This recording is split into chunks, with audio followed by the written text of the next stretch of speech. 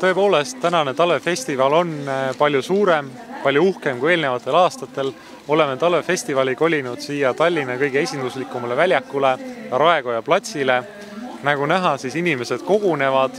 Oleme siia püstitanud valgus- ja helikunstnikega koostöös siis erinevad vaatamisväärsused. Ma arvan, et need võib lausa niimoodi nimetada.